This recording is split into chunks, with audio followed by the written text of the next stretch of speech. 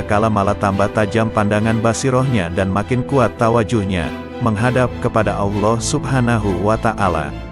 Al-Imam Syekh Abu Bakar bin Salim, radhiyallahu anhu. Orang yang bahagia adalah orang yang disenangkan oleh Allah tanpa alasan tertentu, dan orang yang sengsara adalah orang yang disengsarakan Allah tanpa sebab tertentu. Demikianlah menurut ilmu hakikat. Sedangkan menurut ilmu syariat, orang yang bahagia adalah orang yang oleh Allah diberi kesenangan dengan melakukan berbagai amal saleh, dan orang yang disengsarakan oleh Allah dengan meninggalkan amal-amal saleh dan melanggar syariat agama. Orang yang sengsara adalah orang yang mengikuti hawa nafsunya. Barang siapa mengenal dirinya, ia tidak akan melihat selain Allah Subhanahu wa Ta'ala.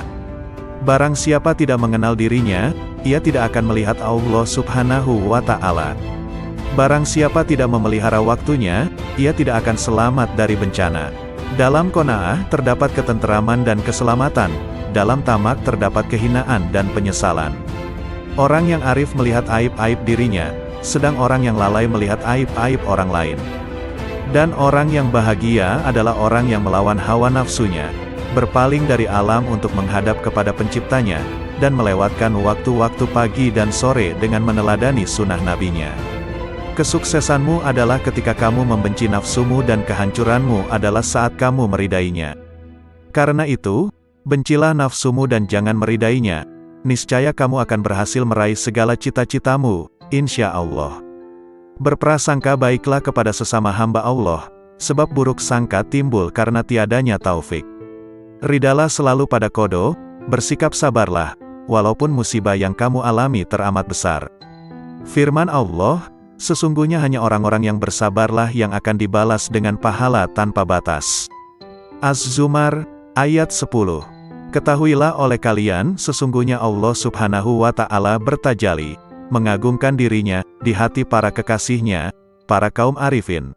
Karena mereka menghapus selainnya di hati mereka, dan mereka menghilangkan selain Allah Subhanahu wa Ta'ala dalam pandangan mereka terhadap semesta dan pada setiap kejadiannya, bahwa semuanya adalah semata-mata ciptaan Allah Subhanahu wa Ta'ala, dan mereka melalui siang, pagi serta sore hari selalu dalam keadaan taat kepadanya. Mereka selalu beribadat serta berharap dan takut kepadanya, serta selalu ruku dan bersujud kepadanya. Mereka selalu dalam keadaan bahagia dan gembira serta ridho dengan segala ketentuan qada dan qadar yang telah ditentukan Allah Subhanahu wa Ta'ala atas mereka. Berkata Nabi Ayub alaihi salam, "Mana aku hendak memilih di antara dua perkara, maka aku akan memilih perkara yang ada ridho Allah Subhanahu wa Ta'ala di dalamnya, karena hanya hal itulah yang mendatangkan kemaslahatan bagiku." Berkata kaum arifin, "Kalau sekiranya kedua mataku melihat selain Allah, maka akan kubutakan. Kalau sekiranya kedua telingaku mendengar selain Allah, maka akan kutulikan. Dan bila mana lidahku berkata yang tidak diperintahkan Allah, maka akan kupotong." Sedikit amal dari hati menyamai amal seluruh manusia dan jin. Sesungguhnya bala yang menimpamu pada saat lupamu, bila engkau menyadarinya, adalah merupakan jalanmu untuk kembali mengenal Allah Subhanahu wa Ta'ala dan kembali mendekatkan dirimu kepadanya pada saat engkau meminta bala tersebut dihilangkannya. Dan bala sesungguhnya adalah bila mana engkau melupakan Allah Subhanahu wa Ta'ala dan engkau lupa bahwa dirimu selalu fakir kepadanya. Beristiqomahlah kalian dalam setiap amal, karena para ahli kasyaf sekalipun semua bermohon kepada Allah Subhanahu wa Ta'ala agar mereka diberikan kekuatan dalam beristiqomah agar mereka tidak jatuh dalam keadaan terhijab darinya.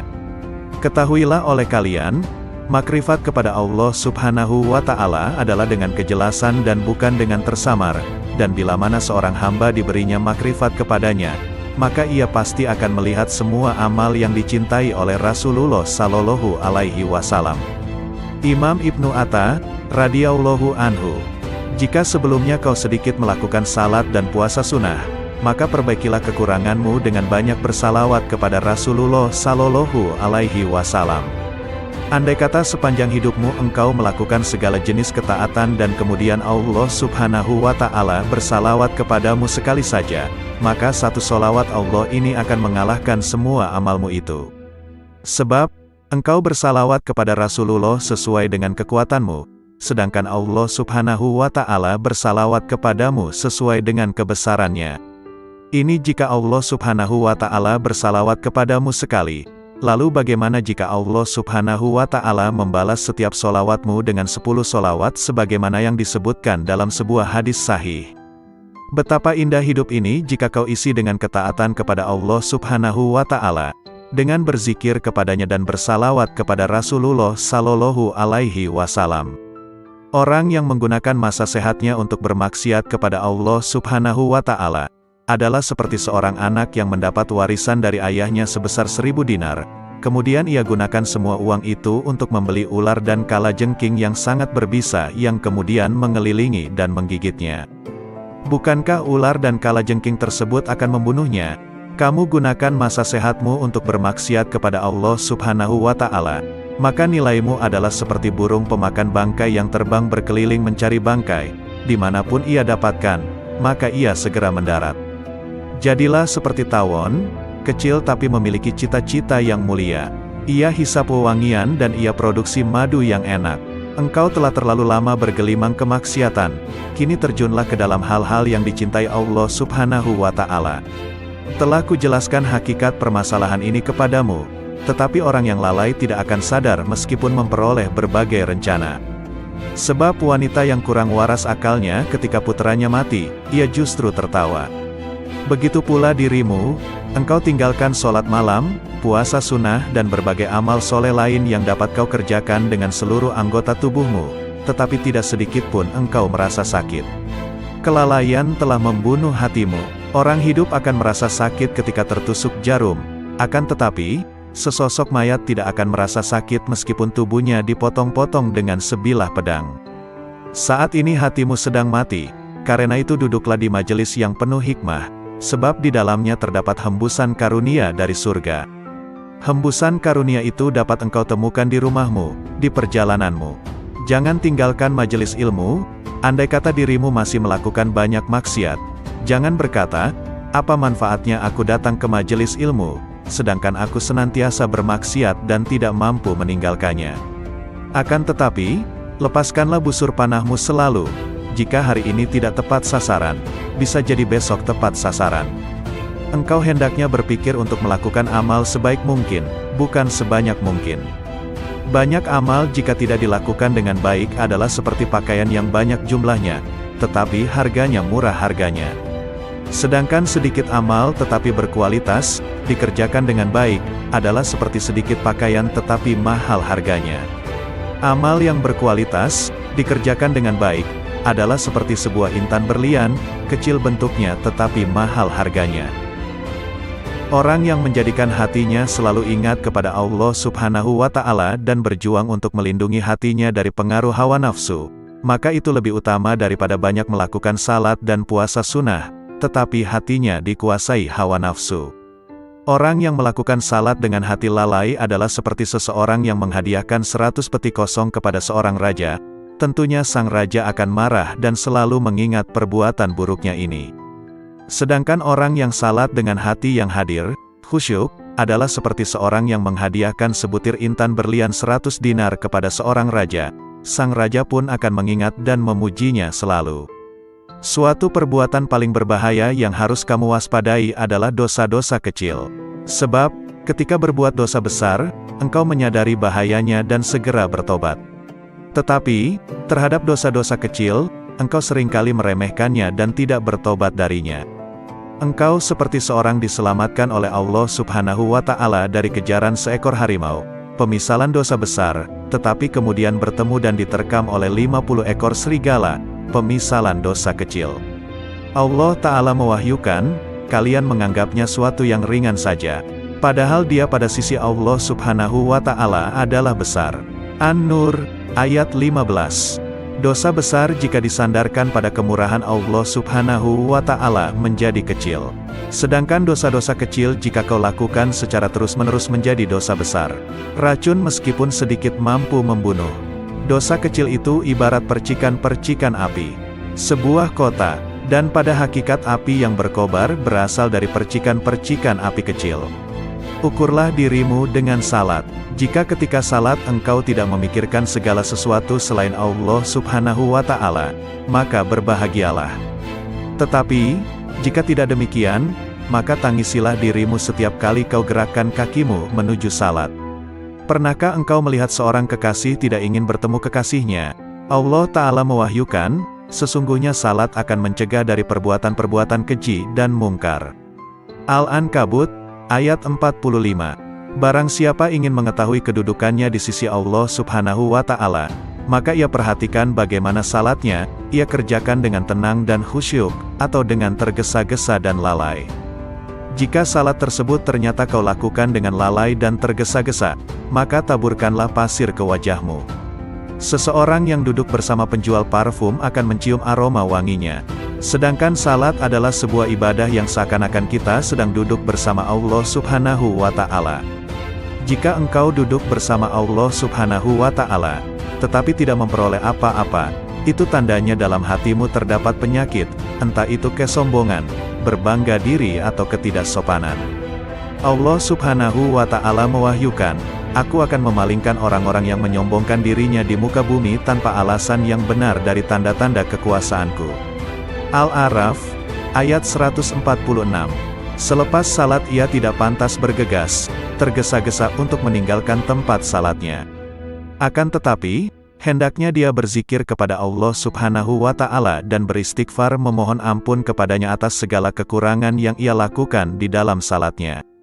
Berapa banyak salat yang tidak layak untuk diterima Allah Subhanahu wa Ta'ala, tetapi setelah engkau beristighfar memohon ampun kepadanya atas salat tersebut, Allah Subhanahu wa Ta'ala kemudian menerimanya. Dahulu Rasulullah Shallallahu Alaihi Wasallam selepas salat beristighfar sebanyak 3 kali.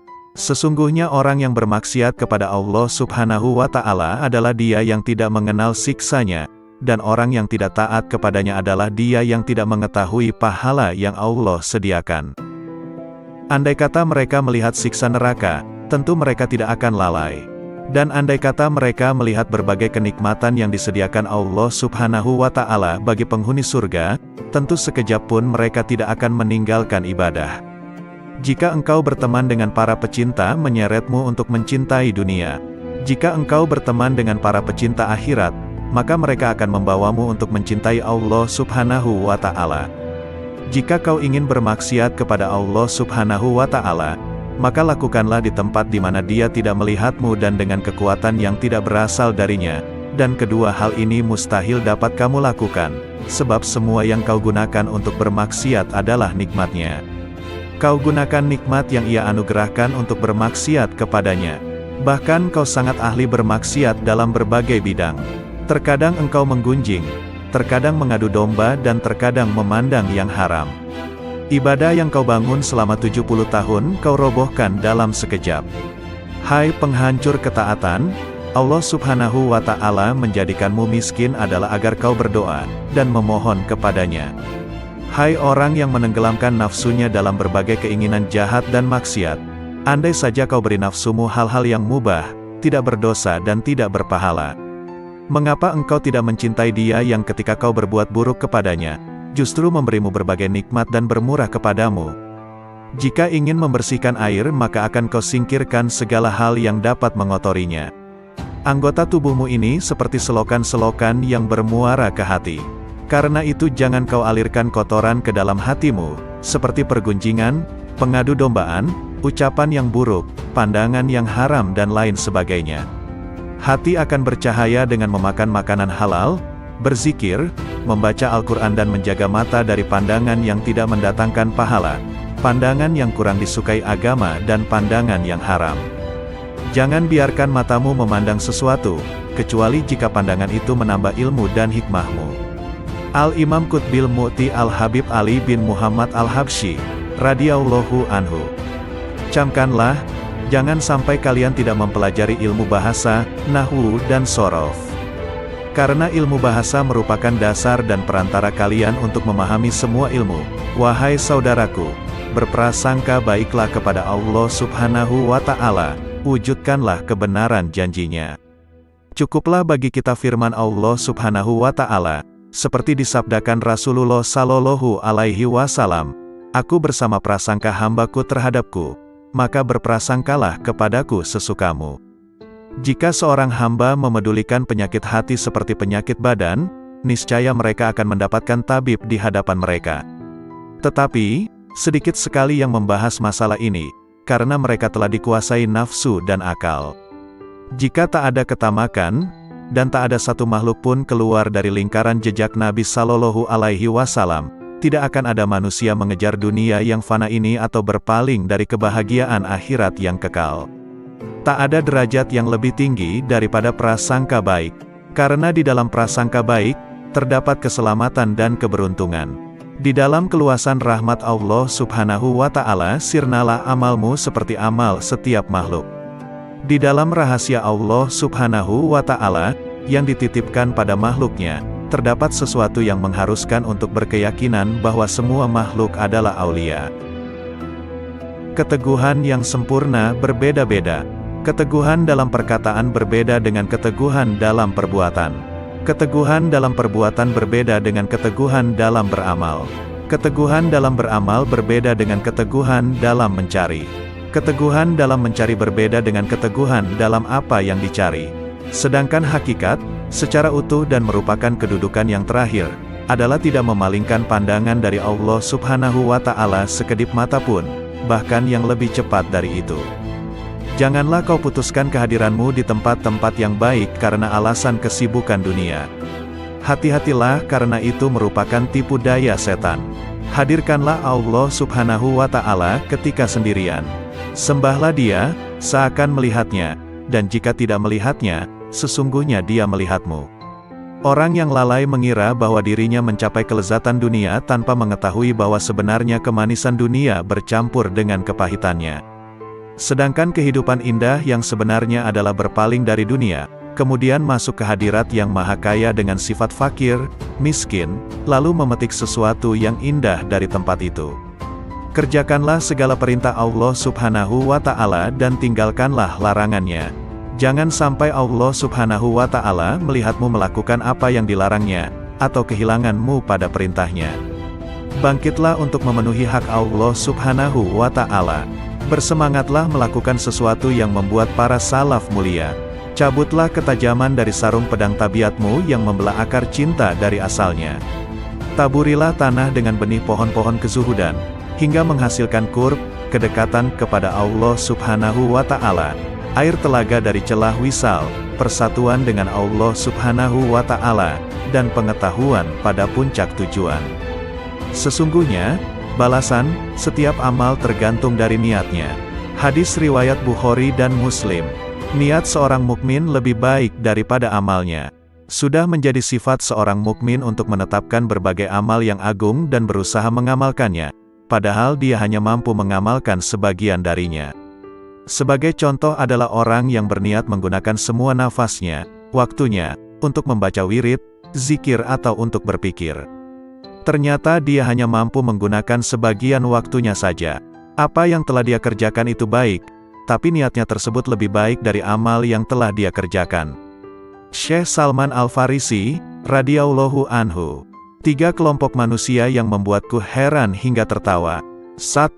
Orang yang senantiasa mengangan-angankan dunia, padahal kematian selalu mengejarnya. 2. Orang yang lalai, padahal semua perbuatannya tidak akan dilalaikan, akan dibalas. 3. Orang yang tertawa, padahal dia tidak tahu, Allah Subhanahu wa Ta'ala yang maha memelihara alam semesta, murka atau ridha kepadanya. Hati dan jasad adalah seperti seorang tunanetra, orang buta, dan seorang lumpuh memasuki sebuah kebun. Si lumpuh berkata kepada sang tunanetra, "Aku bisa melihat buah-buahan yang ada di kebun ini tetapi tidak dapat memetiknya, karena aku lumpuh. Kau tidak dapat melihatnya, tetapi kau tidak lumpuh, gendonglah aku." Sang tunanetra menggendong si lumpuh, dan memetik buah-buahan tersebut, kemudian mereka memakannya.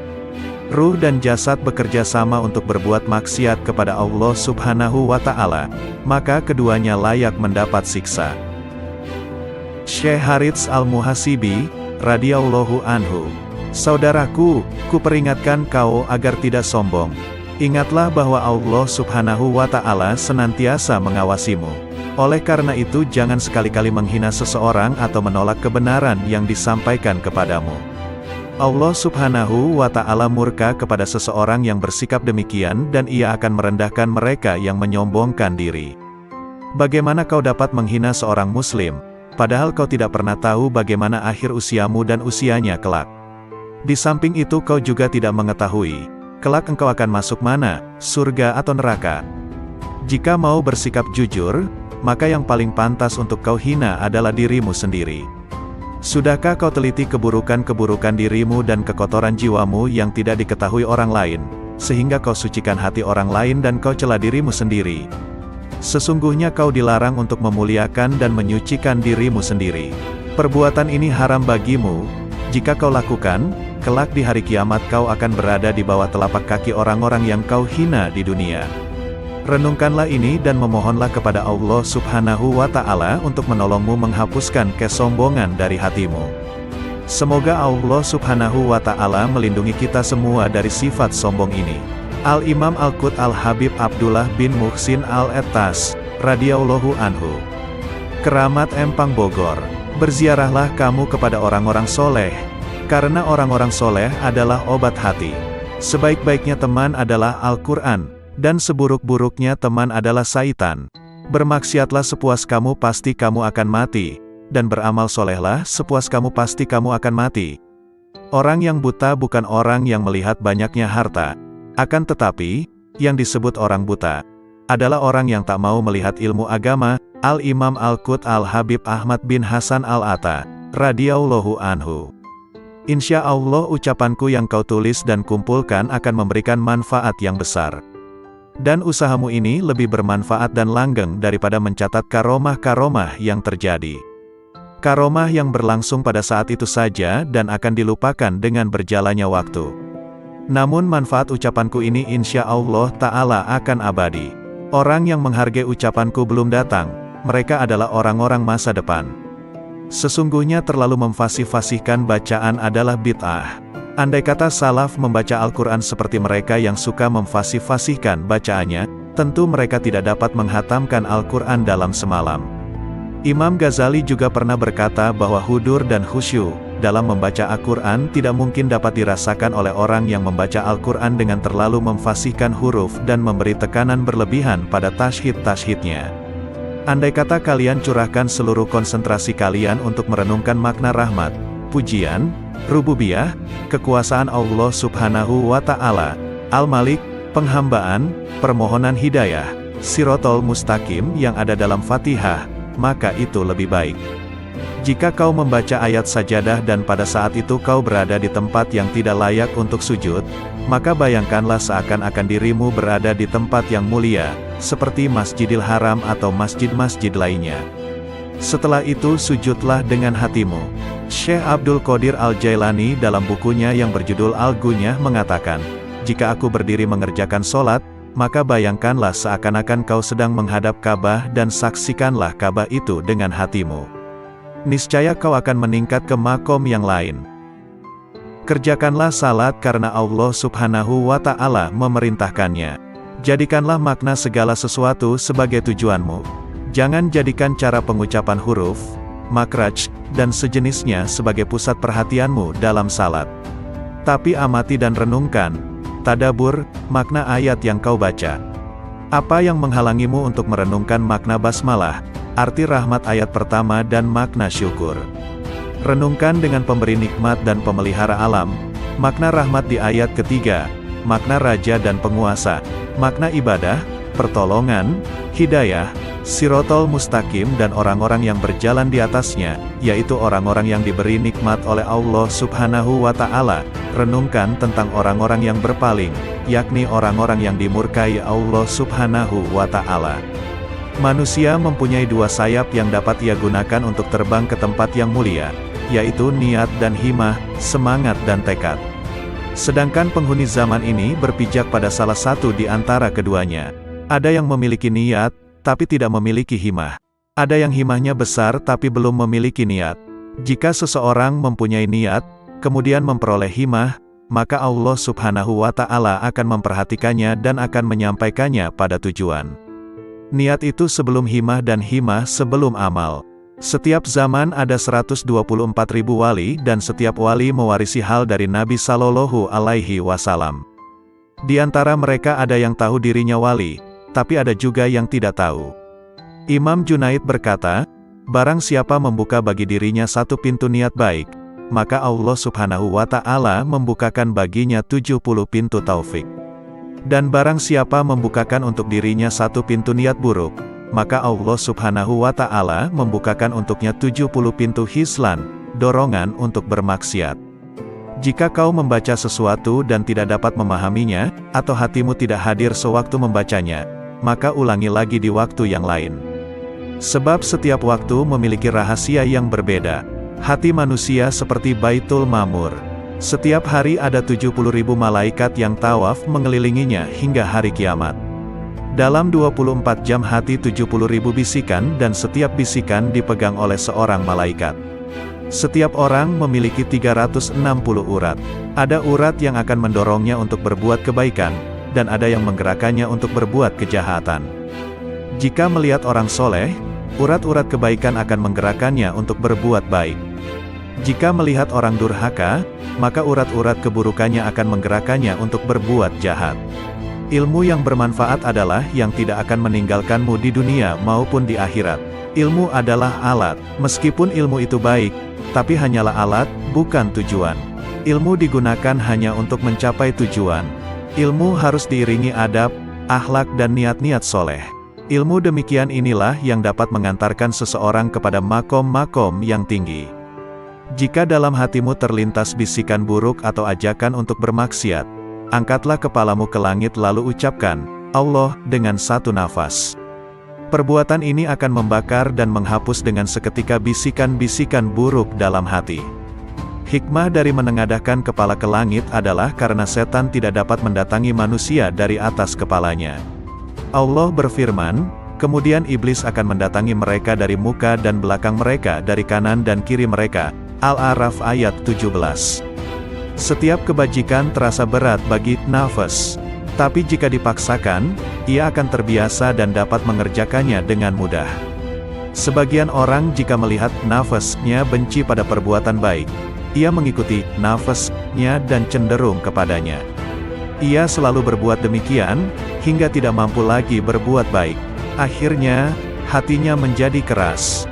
Sebenarnya jika hati mau menghadap Allah Subhanahu wa Ta'ala, Allah Subhanahu wa Ta'ala akan menghadap kepadanya.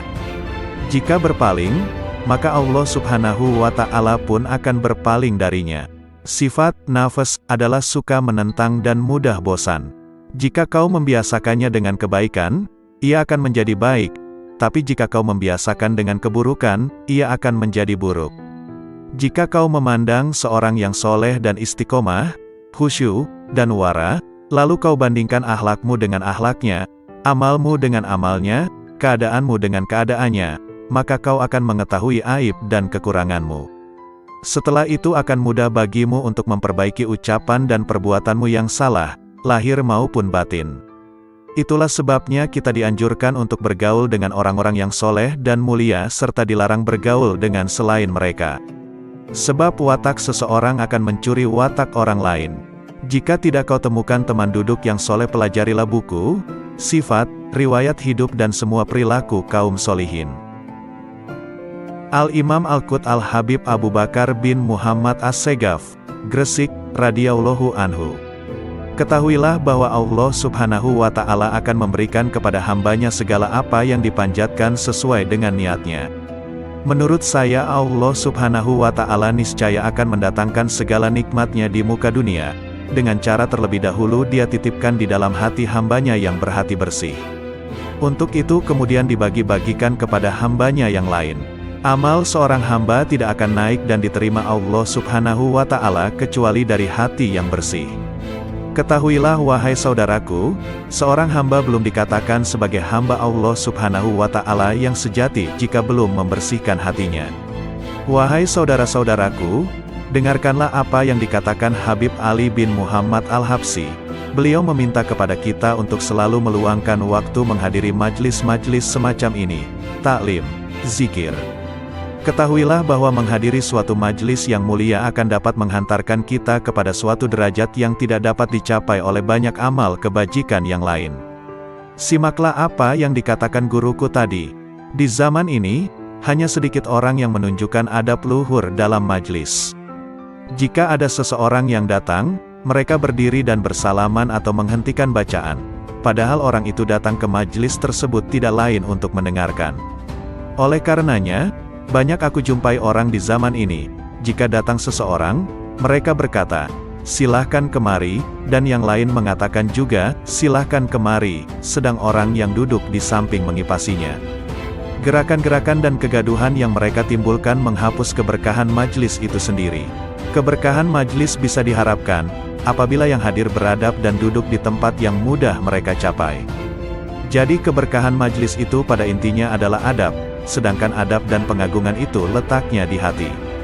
Oleh karena itu, wahai saudara-saudaraku, aku anjurkan kepada kalian, hadirilah majelis-majelis khair, baik.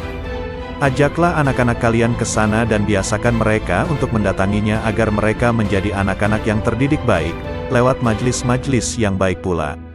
Saat-saat ini aku jarang melihat santri-santri atau siswa-siswa madrasah yang menghargai ilmu. Banyak aku lihat mereka membawa mushaf atau kitab-kitab ilmu yang lain dengan cara yang tidak menghormatinya, menenteng atau membawa di belakang punggungnya.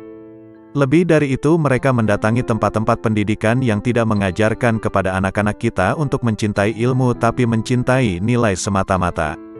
Mereka diajarkan pemikiran filosof dan budaya pemikiran-pemikiran orang Yahudi dan Nasrani. Aku teringat pada suatu kalam dari seorang soleh yang mengatakan, tidak ada yang menyebabkan manusia rugi, kecuali keengganan mereka mengkaji buku-buku sejarah kaum solihin dan berkiblat pada buku-buku modern dengan pola pikir moderat. Wahai saudara-saudaraku, ikutilah jalan orang-orang tua kita yang solihin, sebab mereka adalah orang-orang suci yang beramal ikhlas. Ketahuilah salaf kita tidak menyukai ilmu kecuali yang dapat membuahkan amal soleh. Al-Habib Umar bin Hafiz, radhiyallahu anhu, barang siapa menjadikan kematiannya sebagai pertemuan dengan Sang Kekasih, Allah, maka kematian adalah hari raya baginya. Barang siapa percaya pada risalah, terutusnya Rasulullah, maka ia akan mengabdi padanya.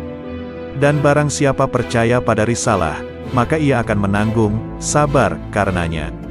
Dan barang siapa yang membenarkan risalah, maka ia akan mengorbankan jiwa dan hartanya untuknya. Kedekatan seseorang dengan para nabi di hari kiamat menurut kadar perhatiannya terhadap dakwah ini. Manusia di setiap waktu senantiasa terdiri dari dua golongan, golongan yang di wajahnya terdapat tanda-tanda dari bekas sujud dan golongan yang di wajahnya terdapat tanda-tanda dari bekas keingkaran. Barang siapa yang menuntut keluhuran, maka tidak akan peduli terhadap pengorbanan. Sesungguhnya di dalam sujud terdapat hakikat yang apabila cahayanya turun pada hati seorang hamba, maka hati tersebut akan sujud selama-lamanya dan tidak akan mengangkat dari sujudnya. Banyak bergurau dan bercanda merupakan pertanda sepinya hati dari mengagungkan Allah Subhanahu wa Ta'ala, dan tanda dari lemahnya iman. Hakikat tauhid adalah membaca Al-Quran dengan merenungi artinya dan bangun malam. Salah satu sari penyebab turunnya bencana dan musibah adalah sedikitnya orang yang menangis di tengah malam. Tanpa menahan hawa nafsu maka manusia tidak akan sampai pada Tuhannya sama sekali dan kedekatan manusia terhadap Allah menurut kadar pembersihan jiwanya. Barang siapa yang mempunyai samudra ilmu kemudian kejatuhan setetes hawa nafsu, maka hawa nafsu itu akan merusak samudra tersebut. Keluarkanlah rasa takut pada makhluk dari hatimu maka engkau akan tenang dengan rasa takut pada Halik, Pencipta, dan keluarkanlah berharap pada makhluk dari hatimu maka engkau akan merasakan kenikmatan dengan berharap pada Sang Halik. Al-Habib Hasan bin Ja'far As-Segaf, radhiyallahu anhu, Nabi bersabda, siapa yang kau cintai? Seseorang akan bersama yang dicintainya. Jika engkau mencintai orang-orang soleh maka kau akan bersama Nabi Muhammad sallallahu alaihi wasallam. Jika engkau mencintai majelis-majelis ilmu kau akan dikumpulkan bersama Nabi Muhammad sallallahu alaihi wasallam dan orang-orang soleh. Nabi sallallahu alaihi wasallam bersabda, duduknya kamu di majelisnya orang alim, tidak memegang pena, pulpen dan tidak menulis satu huruf pun, maka lebih baik kamu daripada kamu memerdekakan 1000 orang budak, dan melihatnya kamu ke wajah orang alim, maka lebih baik kamu daripada kamu menyedekahkan 1000 kuda di jalan Allah Subhanahu wa Ta'ala, dan mencium tangannya orang alim, maka lebih baik kamu daripada kamu beribadah 1000 tahun. Satu orang ahli ilmu seperti ulama yang waro, apik, lebih ditakutkan setan daripada 1000 orang ahli ibadah yang bersungguh-sungguh tetapi dia bodoh. Berkata Nabi Shallallahu Alaihi Wasallam, barang siapa yang memuliakan orang alim, maka dia telah memuliakan aku, dan barang siapa yang telah memuliakan aku, maka dia telah memuliakan Allah Subhanahu wa Ta'ala, dan barang siapa yang telah memuliakan Allah Subhanahu wa Ta'ala, maka tempatnya adalah di surga. Sayyidah Amirah radhiyallahu anhu, orang yang menginginkan kemuliaan bersama Allah berusaha mengendalikan dirinya dari memperturutkan keinginan hawa nafsu. Mereka menghadapkan hati dan pikirannya pada Allah. Mereka berusaha patuh pada syariat dan aturan yang telah ditetapkan Allah. Mereka tidak memperturutkan keinginan hawa nafsunya. Orang yang selalu memperturutkan keinginan hawa nafsunya, hatinya akan menjadi rusak dan penuh penyakit. Jika tidak ada usaha untuk mengobati dan membersihkannya dari penyakit, akhirnya hati akan menjadi keras, membatu dan akhirnya mati.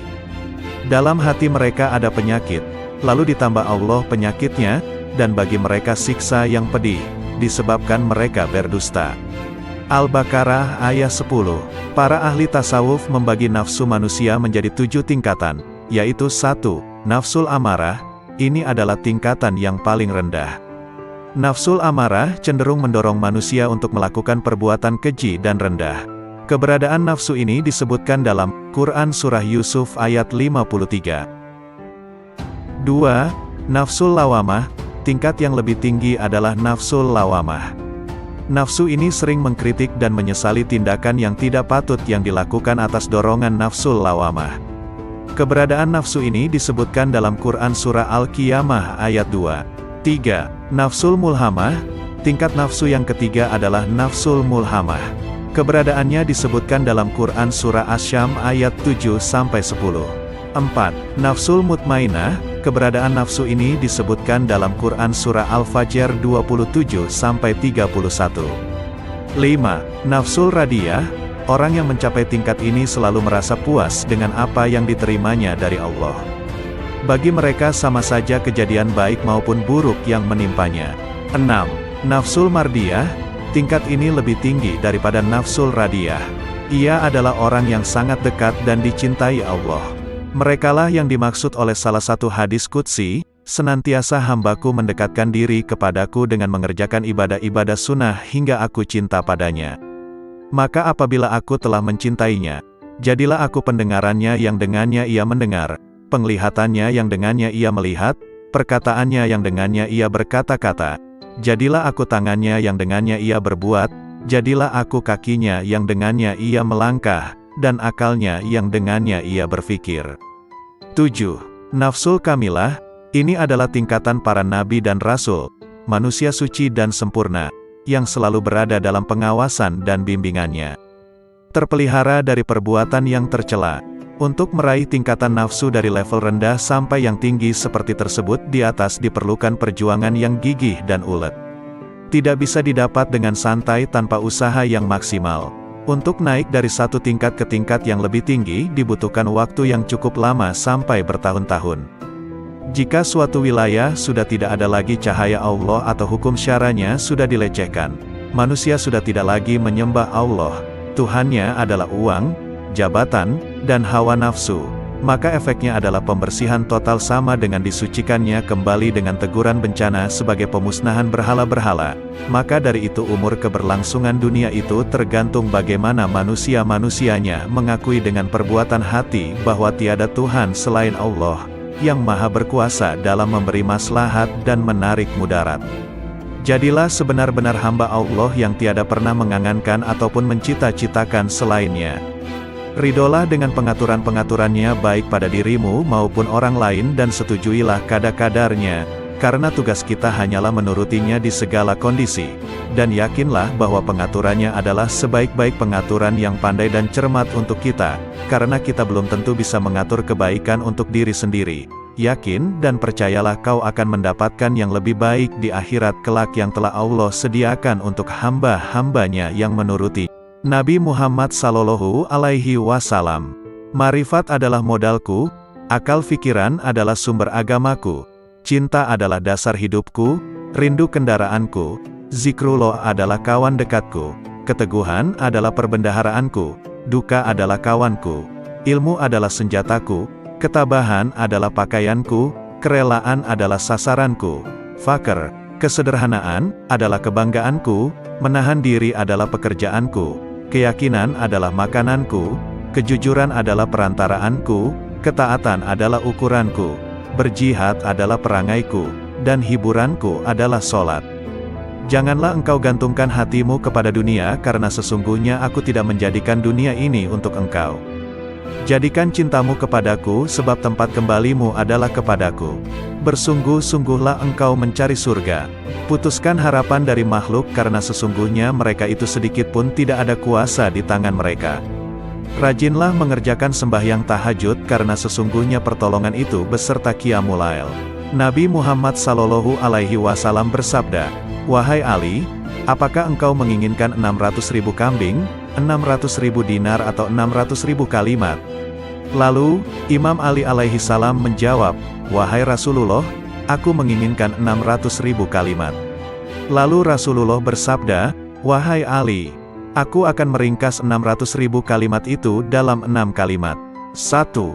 Jika engkau melihat manusia berlomba-lomba mengerjakan yang bukan kewajiban mereka, maka sibukkanlah dirimu dengan menyempurnakan kewajibanmu. 2. Jika engkau melihat manusia berlomba-lomba dalam urusan dunia, maka sibukkanlah dirimu dengan urusan akhirat. 3. Apabila manusia sibuk mengurusi aib, celah, orang lain, maka uruslah aibmu sendiri. 4. Jika manusia saling memperindah dunianya, maka hiasilah akhiratmu. 5. Dan jika engkau melihat manusia sibuk dengan memperbanyak amal, maka beramallah yang ikhlas. 6. Dan ketika engkau melihat manusia menjadikan makhluk sebagai perantaranya, maka jadikanlah Allah sebagai perantaramu. Sesungguhnya orang yang paling dibenci di hadapan Allah Ta'ala ialah orang yang ditinggalkan Allah Ta'ala bersendirian. Ia tersesat dari jalan yang benar dan bergerak tanpa petunjuk. Apabila ia dipanggil kepada perkebunan dunia ini, ia giat. Tetapi apabila ia dipanggil ke perkebunan akhirat, ia enggan serta bertangguh. Seakan-akan untuk apa yang ia giat adalah wajib baginya, sedangkan segala yang untuk itu, ia enggan tidak dituntut darinya. Sayyidina Ali bin Abi Thalib karamallahu wajahu. Ketahuilah, sesungguhnya kalian akan mati dan setelah itu dibangkitkan. Kalian akan dimintai pertanggungjawaban atas semua amal kalian, serta mendapatkan balasan yang setimpal. Karena itu jangan tertipu kehidupan dunia. Kehidupan dunia ini penuh ujian, bersifat sementara dan syarat dengan tipu daya. Semua yang ada di dalamnya akan musnah. Para penghuninya pun saling berebut untuk memperolehnya. Ketahuilah, kalian beserta segala perhiasan kehidupan dunia akan mengalami hal yang sama dengan mereka yang terdahulu, orang-orang yang panjang umurnya dan lebih megah rumahnya. Sekarang jasad mereka telah menjadi tulang belulang, rumah mereka kosong. Mereka berada di kubur dekat dan penghuninya terasingkan. Mereka digerogoti oleh cacing, tertimbun oleh bebatuan dan pasir. Bayangkan kalian kelak akan menjadi seperti mereka, tubuh kalian hancur dan sendiri dikubur. Apa yang akan terjadi dengan kalian jika kiamat tiba? Semua yang dikubur dibangkitkan dan segala rahasia yang tersembunyi dalam dada dibongkar. Pada saat itulah setiap jiwa akan memperoleh balasan sesuai dengan perbuatannya selama hidup di dunia. Hafalkanlah 5 hal ini. 1. Seorang hamba hendaknya tidak berharap kecuali kepada Allah Subhanahu wa Ta'ala. 2. Seorang hamba hendaknya hanya takut akan dosa-dosanya. 3. Seorang yang bodoh hendaknya tidak merasa malu untuk bertanya. 4. Seorang yang berilmu ketika ditanya tentang sebuah persoalan dan tidak mengetahui jawabannya, hendaknya tidak malu untuk mengatakan, Allah Subhanahu wa Ta'ala yang Maha Mengetahui. 5. Bagi iman, sabar ibarat kepala sebuah tubuh. sehingga tidak sempurna iman seseorang yang tidak memiliki kesabaran. Asy-Syahid Sayyidina Hasan Syababul Jannah radhiyallahu anhu. Tinggalkan apa yang meragukan hatimu, beralihan kepada sesuatu yang tidak meragukan hatimu, karena sesungguhnya kebenaran itu membawa ketenangan di dalam hati. Manusia celaka karena 3 hal, sombong, rakus dan dengki. Sombong adalah penyebab rusaknya agama dan karena sifat inilah iblis mendapat laknat. Rakus adalah musuh bagi hati manusia dan karena sifat inilah Nabi Adam dikeluarkan dari surga. Dengki adalah menuju kejahatan dan karena sifat inilah Kabil membunuh Habil. Asy-Syahid Sayyidina Husain Syababul Jannah radhiyallahu anhu. Bila mana dunia dianggap sesuatu yang sangat berharga, maka sesungguhnya pahala Allah Subhanahu wa Ta'ala adalah lebih berharga dan lebih mulia. Bila mana tubuh ini dirawat hanya untuk menyambut kematian, maka terbunuhnya seseorang dengan pedang di jalan Allah Subhanahu wa Ta'ala lebih utama. Bila mana rizki yang sudah ditentukan, maka sedikitnya keserakahan seseorang dalam berusaha adalah lebih baik. Bila mana harta benda dihimpun hanya untuk ditinggalkan, maka apa gunanya seorang pelit terhadap sesuatu yang pasti ia tinggalkan. Sabar adalah mahkota, kesetiaan adalah harga diri, memberi adalah kenikmatan, banyak bicara adalah membual, omong kosong, tergesa-gesa adalah kebodohan, kebodohan adalah aib, berlebih-lebihan, dalam berkata, adalah omong kosong, berteman dengan orang yang ahli berbuat hina adalah kejahatan dan berteman dengan ahli kefasikan adalah pusat prasangka buruk. Bila mana dirimu digigit oleh kekejaman massa, maka janganlah kamu mengadu kepada manusia. Dan janganlah kamu meminta selain kepada Allah Tuhan yang Maha Penolong, yang Maha Tahu dan yang Maha Benar. Karena seandainya kamu hidup dan kamu telah berkeliling dari belahan barat sampai ke belahan timur, maka tentu kamu tidak menemukan seorang pun yang mampu membuat orang lain bahagia atau sengsara. Syekh Al-Imam Ibrahim bin Adham radhiyallahu anhu. 10 pesan Ibrahim bin Adham. 1. Kalian mengenal Allah tetapi kalian tidak menunaikan haknya. 2. Kalian mengaku mencintai Rasul-Nya, tetapi kalian meninggalkan sunnahnya. 3. Kalian membaca Al-Quran, tetapi kalian tidak mengamalkan isinya. 4. Kalian banyak diberi nikmat karunia, akan tetapi kalian tidak mensyukurinya. 5. Kalian mengatakan bahwa setan adalah musuh, tetapi kalian justru mengikuti langkahnya. 6. Kalian mengaku bahwa surga adalah benar adanya, namun kalian tidak melakukan amalan-amalan yang mengantar ke sana. 7. Kalian mengaku bahwa neraka adalah benar adanya, tetapi kalian tidak lari dari panas siksanya. 8. Kalian mengaku bahwa kematian benar adanya, namun kalian tidak mempersiapkan diri ke sana. 9. Kalian sibuk mengurusi kekurangan orang lain, tetapi kalian lupa akan kekurangan diri sendiri.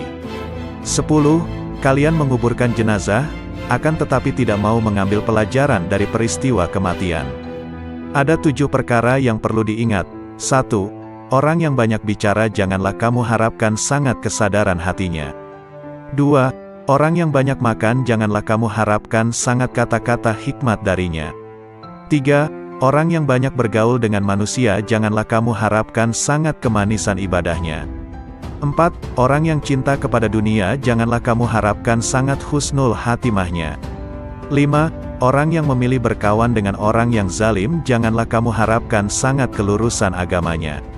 6. Orang yang mencari keridhaan manusia janganlah harapkan sangat akan keridhaan Allah Subhanahu wa Ta'ala daripadanya. Sayyidina Al-Imam Ali Zainal Abidin As-Sajjad radhiyallahu anhu. Wahai nafsu, hentikanlah kecondonganmu kepada dunia dan kecenderungan untuk meramaikannya. Tidaklah engkau menjadikan sebagai pelajaran terhadap para pendahulumu yang telah ditelan bumi serta para sahabatmu yang telah membuatmu bersedih karena kepergiannya. Demikian juga kawan-kawanmu yang telah berpindah ke dalam tanah. Mereka sekarang telah berada di dalam perut bumi, di balik permukaannya.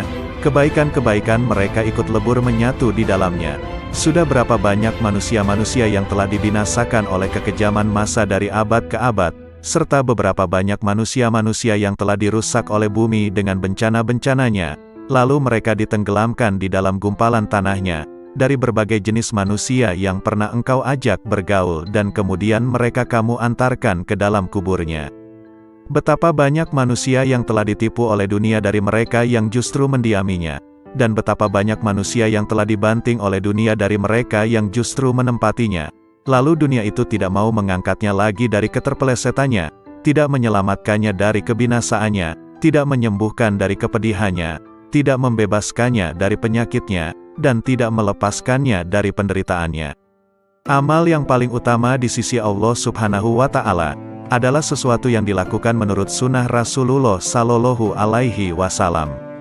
Orang-orang yang menjadi pimpinan para manusia adalah orang-orang yang bermurah hati dan bertakwa, sedangkan di akhirat nanti, yang mulia adalah orang-orang ahli agama, ahli keutamaan dan orang ahli ilmu yang bertakwa, karena sesungguhnya ulama adalah ahli waris para nabi. Sayyidina Al-Imam Muhammad Al-Baqir, radhiyallahu anhu. Sesungguhnya petir dapat menyambar seorang mukmin atau bukan, tetapi tak akan menyambar orang yang berzikir. Wahai putraku, hindarilah sifat malas dan bosan, karena keduanya merupakan kunci keburukan. Sesungguhnya jika engkau malas, tidak akan banyak melaksanakan kewajiban. Jika engkau bosan, tak akan tahan dalam menunaikan kewajiban. Seburuk-buruknya seorang teman itu adalah seseorang yang hanya menemanimu ketika kamu kaya dan meninggalkanmu ketika kamu miskin. Jika engkau menginginkan suatu kenikmatan dapat terus engkau nikmati, perbanyaklah mensyukurinya. Jika engkau merasa rizki lambat datang, perbanyaklah istighfar. Jika engkau ditimpa kesedihan, perbanyaklah membaca la haula wala quwata illa billah. Jika engkau takut, ucapkanlah hasbunallah wa ni'mal wakil. Jika engkau kagum terhadap sesuatu, ucapkanlah masya Allah, la quwata illa billah. Jika engkau dikhianati, bacalah wa ufawidu amri ilallah, innallaha basirun bil ibad. Jika engkau ditimpa kesumpekan, ucapkanlah la ilaha illa anta subhanaka inni kuntu minas zalimin.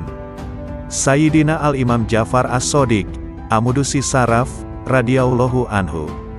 Keseimbangan tobat dan ibadah akan menimbulkan perilaku yang baik yang mendapat ridho dari Allah Subhanahu wa Ta'ala. Sebab dengan tobat kita akan menyadari akan semua kesalahan yang pernah kita lakukan, dan dengan tobat pula dapat meningkatkan amal ibadah kita kepada Allah Subhanahu wa Ta'ala. Sesuai sabda Rasulullah, apabila Allah menghendaki seseorang menjadi baik, maka Dia membuatnya menyadari akan kesalahan-kesalahannya. Tiada bekal yang lebih utama daripada takwa, tiada sesuatu yang lebih baik daripada diam, tiada musuh yang lebih berbahaya daripada kebodohan, tiada penyakit yang lebih parah daripada berbohong. Jika engkau mendengar suatu kalimat dari seorang muslim, maka bawalah kalimat itu pada sebaik-baiknya tempat yang engkau temui. Jika engkau tidak mampu untuk mendapatkan wadah tempat kalimat tersebut, maka celalah dirimu sendiri. Barang siapa yang menjaga hatinya dari kelalaian berzikir, melindungi dirinya dari jerat syahwat, serta menjaga akalnya dari penyimpangan, dia akan dikelompokkan ke dalam golongan mereka yang hidup hatinya. Kemudian bagi mereka yang menjaga diri dari memanfaatkan ilmu pengetahuan yang dimilikinya untuk kepentingan pribadi, yang memelihara keimanannya dari bid'ah-bid'ah yang merusak, serta memelihara hartanya dari sesuatu yang haram, maka dirinya akan dikelompokkan ke dalam golongan orang-orang yang soleh. Jika engkau menjumpai sesuatu yang tidak engkau sukai dari perbuatan saudaramu, maka carilah satu, atau bahkan sampai 70 alasan, untuk membenarkan perbuatan saudaramu itu. Jika engkau masih belum mendapatkannya, maka katakanlah, semoga ia mempunyai alasan tertentu, kenapa berbuat demikian, yang aku tidak mengetahuinya. Duhai anakku, barang siapa membuka aib orang lain, maka aib keturunannya akan tersingkap. Barang siapa menghunus pedang seorang yang bengis, maka dia akan terbunuh darinya. Barang siapa menggali lubang untuk mencelakakan saudaranya, maka dia sendiri yang akan terjerumus ke dalamnya. Barang siapa memasuki tempat-tempat yang biasa dikunjungi orang-orang bodoh, maka dia akan direndahkan. Barang siapa bergaul dengan ulama, dia akan dimuliakan. Dan barang siapa memasuki tempat-tempat kemaksiatan, maka dia akan dituduh berbuat maksiat. Imam Hasan Basri, radhiyallahu anhu. Hidup di dunia bagaikan ular berbisa yang lembut sentuhannya dan racunnya akan mematikan. Berhati-hatilah hidup di dunia yang penuh pesona, rayuan dan godaan. Engkau tidak akan memperoleh hakikat iman selama engkau mencela seseorang dengan sebuah aib yang ada pada dirimu sendiri. Perbaikilah aibmu, baru kemudian engkau perbaiki orang lain. Setiap kau perbaiki satu aibmu, maka akan tampak aib lain yang harus kau perbaiki. Akhirnya kau sibuk memperbaiki dirimu sendiri. Dan sesungguhnya hamba yang paling dicintai Allah Subhanahu wa Ta'ala adalah dia yang sibuk memperbaiki dirinya sendiri. Sepanjang sejarah kehidupan manusia, tidak ada hari seperti hari kiamat, hari di mana aib terbuka dan mata menangis. Orang zuhud itu mempunyai 3 syarat. 1. Sedikit sekali menggemari dunia, sederhana dalam menggunakan segala miliknya, menerima apa yang ada, juga tidak merisaukan segala sesuatu yang tidak ada, akan tetapi giat dalam bekerja, karena bekerja adalah mencari rizki, sedangkan mencari rizki, suatu kewajiban. 2. Pujian dan celaan adalah hal yang sama, tidak bergembira bila mendapat pujian, juga tidak bersedih jika mendapat celaan atau hinaan. 3. Mengutamakan ridho Allah Subhanahu wa Ta'ala daripada ridho manusia atau merasa tenteram jiwanya bersama Allah Subhanahu wa Ta'ala dan merasa bahagia sebab dapat mentaati semua tuntutannya.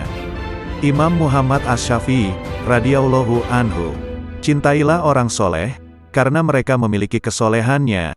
Cintailah Nabi Muhammad sallallahu alaihi wasallam, karena dia kekasih Allah Subhanahu wa Ta'ala.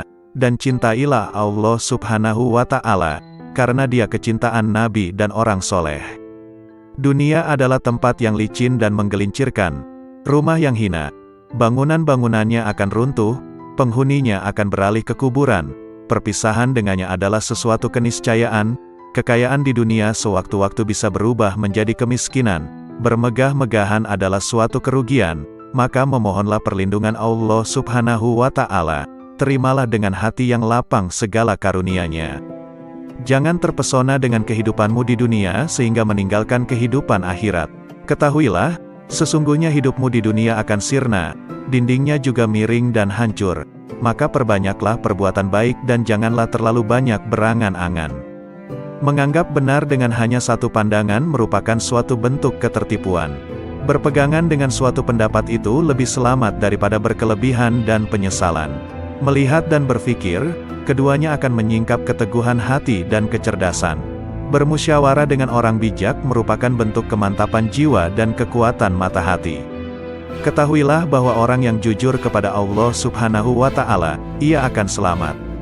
Barang siapa yang bersemangat dengan agamanya, ia pun akan selamat dari kerusakan.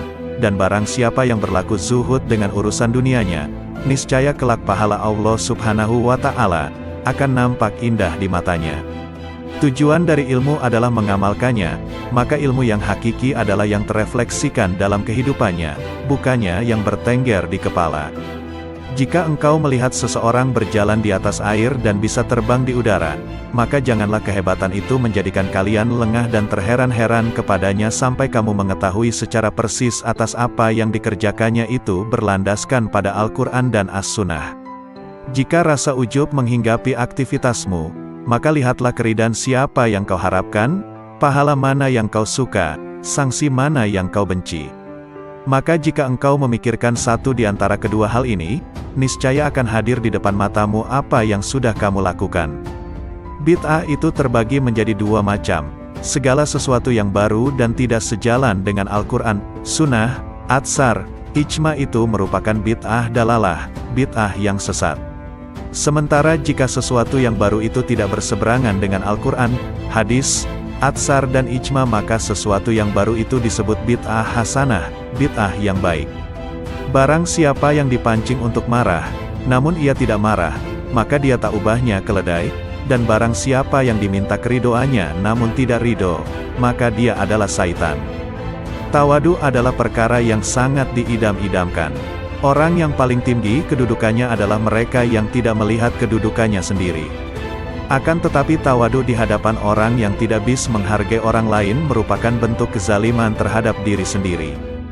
Dasar ilmu adalah kemantapan dan buahnya adalah keselamatan.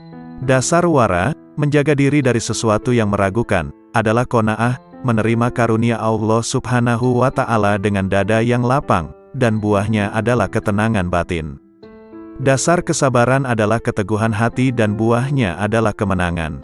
Dasar suatu aktivitas adalah taufik, pertolongan Allah Subhanahu wa Ta'ala, dan buahnya adalah kesuksesan. Dasar tujuan akhir dari segala perkara adalah sidik, benar. Di antara orang yang tidak mempunyai harga diri adalah mereka yang dengan mudahnya memberitahukan usianya kepada orang lain.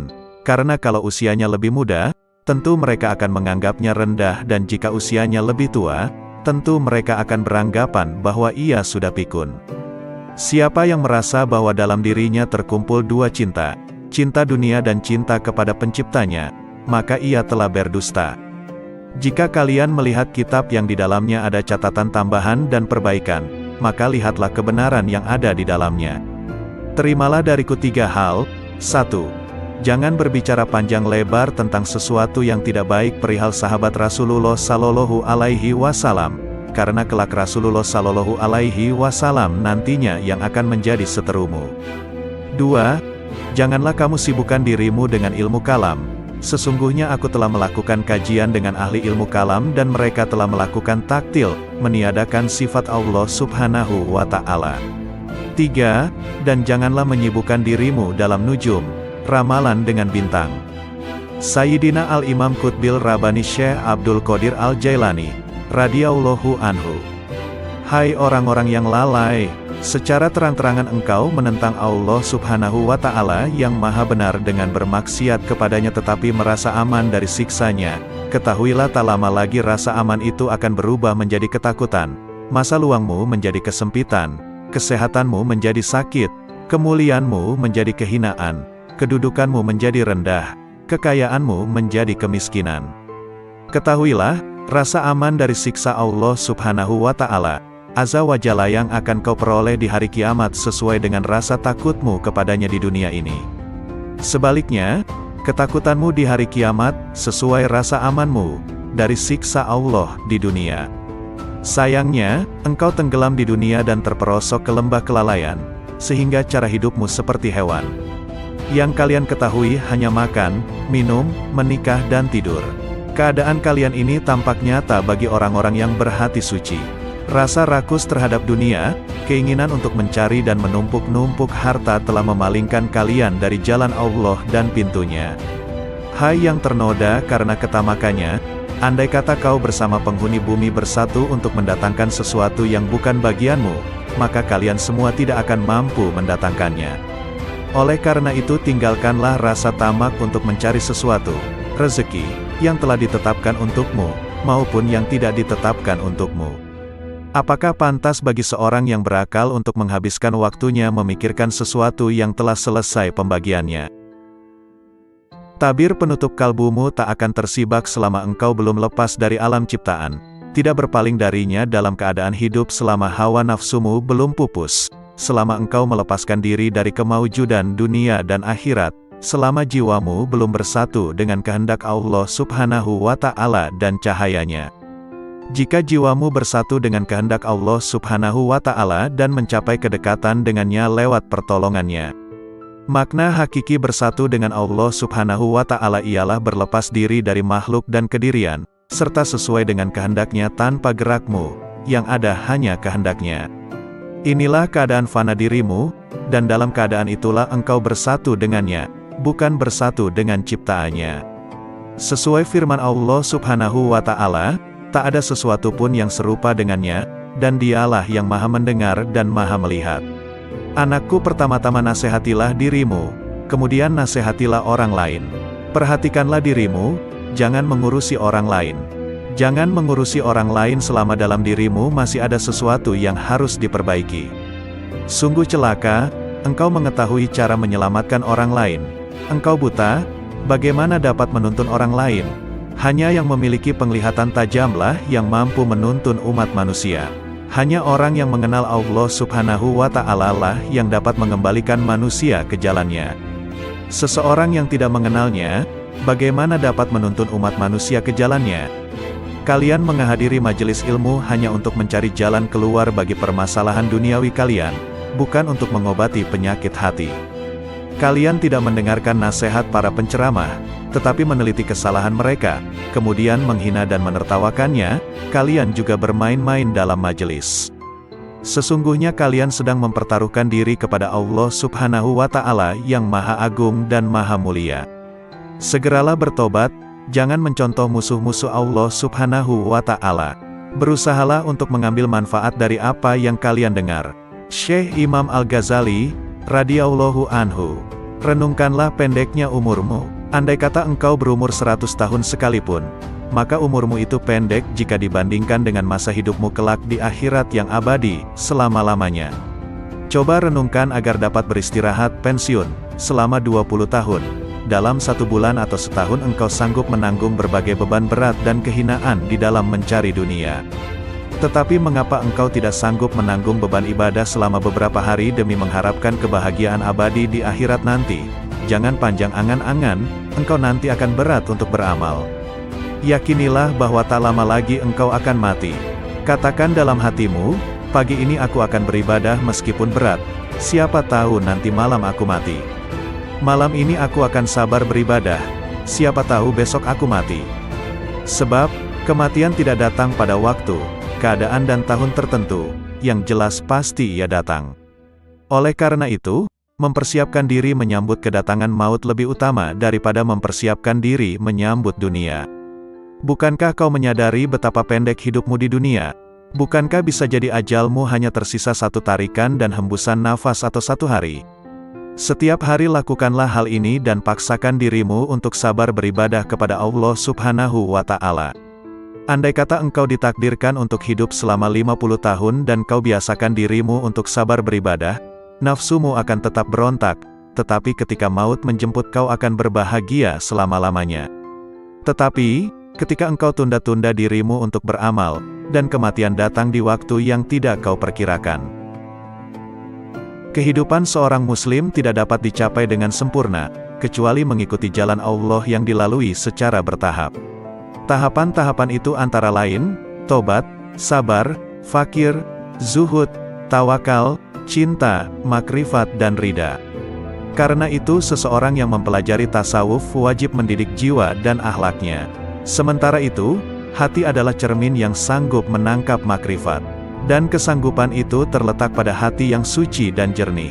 Berbicara tentang nasihat, kulihat diriku tak pantas untuk memberikannya.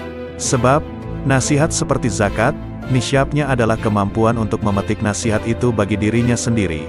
Seseorang yang belum mencapai nisyab, bagaimana ia akan mengeluarkan zakat? Dan seorang yang tak memiliki cahaya, bagaimana dapat dijadikan sebagai alat penerang oleh orang lain? Bagaimana bayangan akan lurus jika kayunya bengkok? Allah Subhanahu wa Ta'ala mewahyukan kepada Isa bin Maryam alaihi salam, nasihatilah dirimu, jika kau mampu memetik nasihat, maka nasihatilah orang lain. Jika tidak, maka malulah kepadaku, barang siapa hendak mengetahui aib-aibnya, maka ia dapat menempuh 4 jalan berikut. 1. Duduk di hadapan seorang guru yang mampu mengetahui keburukan hati dan berbagai bahaya yang tersembunyi di dalamnya. Kemudian ia memasrahkan dirinya kepada sang guru dan mengikuti petunjuknya dalam bermujahadah membersihkan aib itu. Ini adalah keadaan seorang murid dengan syekhnya dan seorang pelajar dengan gurunya. Sang guru akan menunjukkan aib-aibnya dan cara pengobatannya, tapi di zaman ini guru semacam ini langka. 2. Mencari seorang teman yang jujur, memiliki basiroh, mata hati yang tajam, dan berpegangan pada agama. Ia kemudian menjadikan temannya itu sebagai pengawas yang mengamati keadaan, perbuatan, serta semua aib batin dan zohirnya, sehingga ia dapat memperingatkannya. Demikian inilah yang dahulu dilakukan oleh orang-orang cerdik, orang-orang terkemuka dan para pemimpin agama. 3. Berusaha mengetahui aib dari ucapan musuh-musuhnya. Sebab pandangan yang penuh kebencian akan berusaha menyingkapkan keburukan seseorang. Bisa jadi manfaat yang diperoleh seseorang dari musuh yang sangat membencinya dan suka mencari-cari kesalahannya adalah lebih banyak dari teman yang suka bermanis muka, memuji dan menyembunyikan aib-aibnya. Namun, sudah menjadi watak manusia untuk mendustakan ucapan musuh-musuhnya dan menganggapnya sebagai ungkapan kedengkian.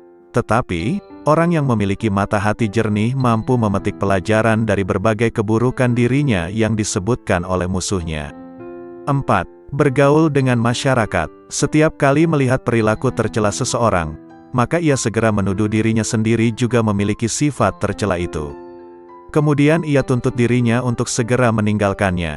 Sebab, Seorang mukmin adalah cermin bagi mukmin lainnya. Ketika melihat aib orang lain, ia akan melihat aib-aibnya sendiri. Sangat jauh jika bermaksud memaknai sehat atau kenyang tanpa mengalami sendiri rasa sehat atau kenyang. Mengalami mabuk lebih jelas daripada hanya mendengar tentang arti mabuk, meskipun yang mengalaminya mungkin belum pernah mendengar teori mabuk. Maka mengetahui arti dan syarat-syarat zuhud tidak sama dengan bersifat zuhud. Kehidupan seorang muslim tidak dapat dicapai dengan sempurna, kecuali mengikuti jalan Allah Subhanahu wa Ta'ala yang dilalui secara bertahap. Tahapan-tahapan itu antara lain, tobat, sabar, fakir, zuhud, tawakal, cinta, makrifat dan ridha. Karena itu seseorang yang mempelajari tasawuf wajib mendidik jiwa dan akhlaknya. Sementara itu, hati adalah cermin yang sanggup menangkap makrifat. Dan kesanggupan itu terletak pada hati yang suci dan jernih. Sayyidina Al-Imam Syekh Abu Hasan Ali Asy-Syadzili, radhiyallahu anhu. Jika kasyaf bertentangan dengan Al-Quran dan Sunnah, tinggalkanlah kasyaf dan berpeganglah pada Al-Quran dan Sunnah. Katakan pada dirimu, sesungguhnya Allah Subhanahu wa Ta'ala menjamin keselamatan saya dalam kitabnya dan sunnah Rasulnya dari kesalahan, bukan dari kasyaf, ilham, maupun musyahadah sebelum mencari kebenarannya dalam Al-Quran dan Sunnah terlebih dahulu. Jika engkau menginginkan bagian dari anugerah para wali, berpalinglah dari manusia kecuali dia menunjukkanmu kepada Allah Subhanahu wa Ta'ala dengan cara yang benar dan tidak bertentangan dengan Al-Quran dan Sunnah. Manakala zikir terasa berat di lisanmu, sementara pintu kontemplasi tertutup, ketahuilah bahwa hal itu semata-mata karena dosa-dosamu atau kemunafikan dalam hatimu. Tak ada jalan bagimu, kecuali bertaubat, memperbaiki diri, hanya menggantungkan diri kepada Allah Subhanahu wa Ta'ala dan ikhlas beragama. Ketuklah pintu zikir dengan hasrat dan sikap sangat membutuhkan kepada Allah Subhanahu wa Ta'ala melalui kontemplasi, menjauhkan diri segala hal selain Allah Subhanahu wa Ta'ala. Lakukanlah dengan menjaga rahasia batin, agar jauh dari bisikan nafsu dalam seluruh nafas dan jiwa, sehingga kalian memiliki kekayaan rohani. Tuntaskan lisanmu dengan berzikir, hatimu untuk tafakur dan tubuhmu untuk menuruti perintahnya. Dengan demikian, kalian bisa tergolong orang-orang soleh. Sayyidina Al-Imam Muhammad Maula Ad-Dawilai radhiyallahu anhu. Sesungguhnya aku tidak takut miskin, sebab yakin bahwa karunia Allah lebih dekat dari yang di tanganku. Sesungguhnya aku tidak membenci kematian, sebab yang membenci kematian berarti membenci bertemu dengan Allah Subhanahu wa Ta'ala. Aku tidak pernah membenci tamu, meskipun tidak memiliki sesuatu yang dapat aku hidangkan. Syekh Abdurrahman Assegaf berkata, bila mana ayahku sedang membaca satu ayat Al-Quran, maka lidah beliau seolah-olah menjadi bara. Dan tak lama kemudian akan terlihat bibir beliau terbakar, karena dahsyatnya rasa khauf beliau kepada Allah Subhanahu wa Ta'ala. Dan ayahandaku pernah berkata kepadaku, kalau sekiranya lidahku berada di luar badanku ketika aku sedang membaca ayat Al-Quran, niscaya akan aku bakar lidahku dengan tanganku sendiri sebagai peringatan bagi diriku sendiri agar bertakwa kepada Allah Subhanahu wa Ta'ala. Sayyidina Al-Imam Al-Quds Syekh Abdurrahman As-Segaf, radhiyallahu anhu. Al-Muqaddam Ats-Tsani li As-Sa'adati Ba'alawi. Semua manusia membutuhkan ilmu, ilmu membutuhkan amal, amal membutuhkan akal. Akal membutuhkan taufik dan taufik adalah pemberian Allah Subhanahu wa Ta'ala. Setiap ilmu tanpa amal, maka batil. Setiap ilmu dan amal tanpa niat, maka tiada bernilai. Setiap ilmu, amal dan niat tanpa sesuai dengan sunnah, maka tertolak. Setiap ilmu, amal, niat dan sesuai sunnah, tanpa wara, maka suatu kerugian. Dikhawatirkan pelakunya akan kehilangan semuanya di saat hari ditimbangnya amal. Janganlah engkau beranggapan bahwa amalan-amalan lahirmu itu bernilai. Sedikit dari amalan batin lebih baik dari lautan amalan lahir. Obatnya hati adalah tidak tergantung pada makhluk. Barang siapa yang tidak mempunyai wirid, maka ia seperti monyet. Barang siapa yang tidak menelaah dan mempelajari kitab Ihya, maka ia tidak punya rasa malu. Al-Imam Muhyin Nufus Al-Habib Abdullah Al-Aidrus Akhbar, radhiyallahu anhu. Di antara waktu yang bernilai tinggi, merupakan pembuka pembendaharaan ilahi, di antara zuhur dan asyar, maghrib dan isya dan tengah malam terakhir sampai ba'da subuh. Sumber segala kebaikan dan pangkal segala kedudukan dan keberkahan akan dicapai melalui ingat mati, kubur dan bangkai. Keridhaan Allah Subhanahu wa Ta'ala dan Rasul-Nya terletak pada mutalaah, mempelajari dan memperdalam Al-Quran dan hadis serta kitab-kitab agama Islam. Meninggalkan dan menjauhi ghibah adalah raja atas dirinya, menjauhi naimah, mengadu domba, adalah ratu dirinya, baik sangka kepada orang lain adalah wilayah dirinya, duduk bercampur dalam majelis zikir adalah keterbukaan hatinya. Peraslah jasadmu dengan mujahadah, memerangi hawa nafsu dunia, sehingga keluar minyak kemurnian. Barang siapa yang menginginkan keridhaan Allah, hendaklah mendekatkan diri kepada Allah Subhanahu wa Ta'ala, karena keajaiban dan kelembutan Allah terdapat pada akhir malam. Jangan kau abaikan sedekah pada setiap hari sekalipun sekecil atom. Perbanyaklah baca Al-Quran setiap siang dan malam hari. Ciri-ciri orang yang bahagia adalah mendapatkan taufik dalam hidupnya, banyak ilmu dan amal serta baik perangai maupun tingkah lakunya. Orang yang berakal adalah yang diam, tidak bicara sembarangan. Orang yang takut pada Allah Subhanahu wa Ta'ala adalah orang yang banyak sedih, merasa bersalah. Orang yang roja, mengharap ridho Allah Subhanahu wa Ta'ala, adalah orang yang banyak melakukan ibadah. Orang yang mulia adalah yang bersungguh-sungguh dalam kebaikan dan ridho Allah Subhanahu wa Ta'ala yang didambakan hidupnya. Orang yang bertaubat adalah yang menyesali perbuatannya, menjauhi pendengaran yang tidak bermanfaat, dan mendekatkan diri kepada Allah Subhanahu wa Ta'ala. Al-Imam Qutbil Irfan Al-Habib Ali As-Sakran, radhiyallahu anhu. Barang siapa memiliki hubungan dengan orang-orang yang telah meninggal dunia dengan terbiasa menghadiahkan pahala membaca Al-Quran, zikir, doa, sedekah dan ibadah lainnya, maka kelak di kubur dia tidak akan merasa kesepian. Bahkan setelah meninggal dunia dia akan merasa senang. Dia seperti orang yang berkunjung ke rumah teman yang pandai menghibur dan selalu memuliakannya. Saudaraku, jangan tinggalkan satupun sunnah dan adab yang terdapat dalam syariat, tanpa uzur, alasan yang benar. Sebab, Abdullah bin Mubarak radhiyallahu anhu berkata, barang siapa meremehkan adab, akibatnya dia akan meninggalkan sunnah. Dan barang siapa meremehkan sunnah, akibatnya dia akan meninggalkan yang wajib, akibatnya dia tidak akan memperoleh makrifat. Rasulullah Shallallahu Alaihi Wasallam bersabda, maksiat merupakan utusan, kurir, kekufuran.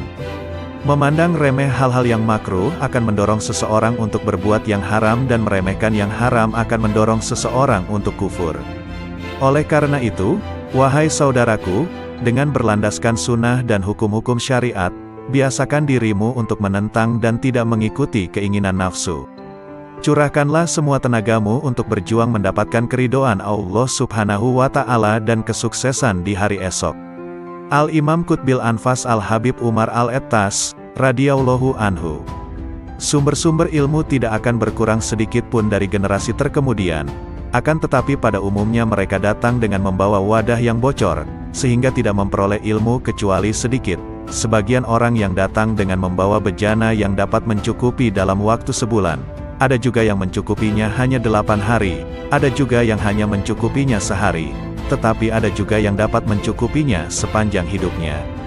Dulu di antara manusia ada yang datang membawa pelita lengkap dengan minyak dengan koreknya, yakni dengan persiapan yang lengkap, sehingga gurunya dapat menyalakan. Tetapi kini banyak di antara mereka yang datang kepada gurunya, tetapi mereka tidak membawa apapun yang gurunya dapat menyalakan. Hendaknya orang-orang yang menghendaki keselamatan akhirat meninggalkan tidurnya, demi untuk mendapatkan siraman rahmat di malam hari.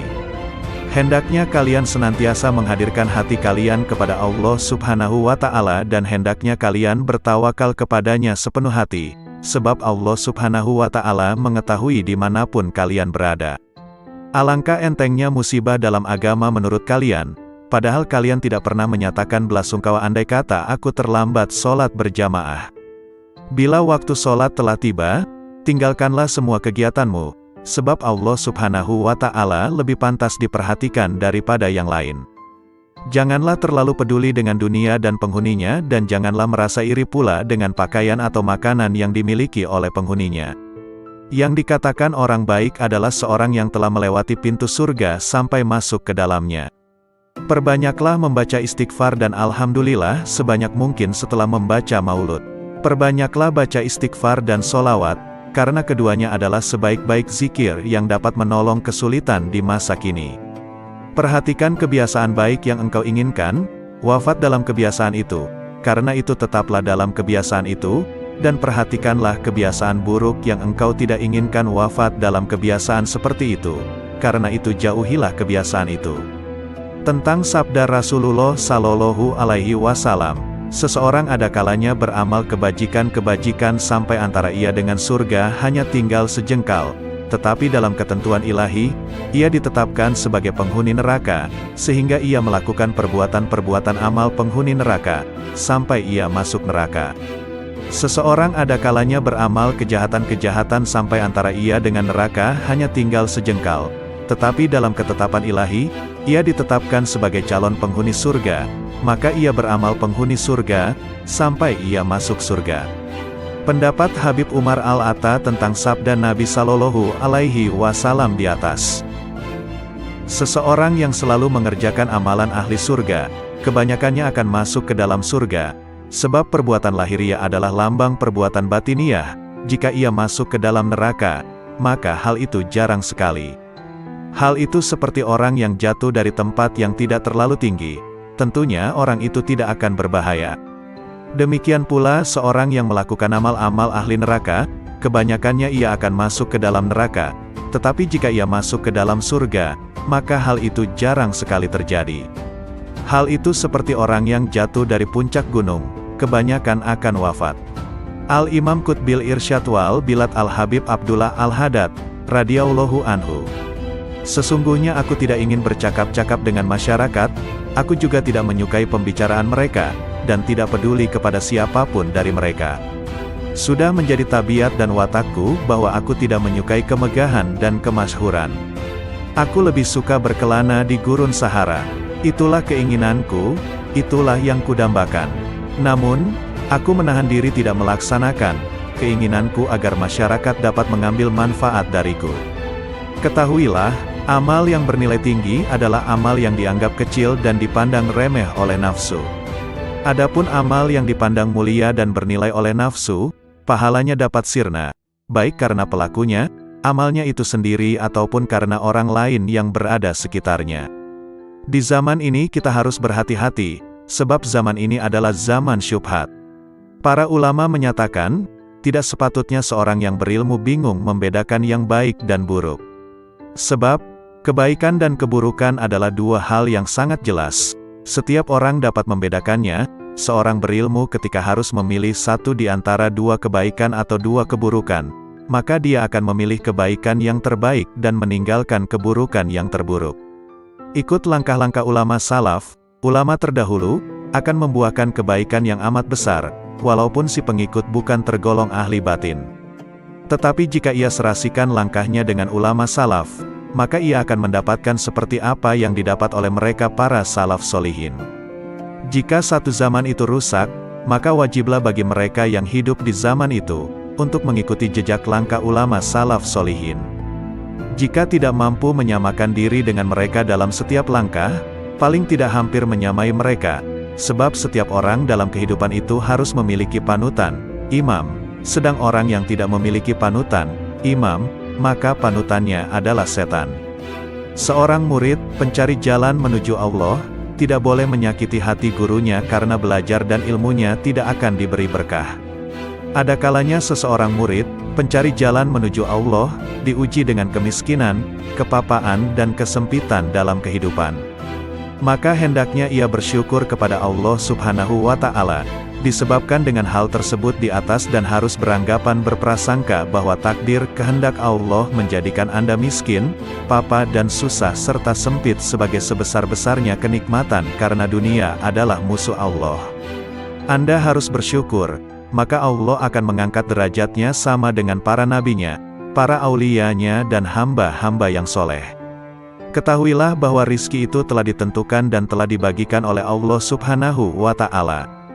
Di antara hamba-hambanya ada yang diluaskan rezekinya dan dilapangkan kehidupannya, dan dikurangkan rizkinya menurut kebijaksanaannya.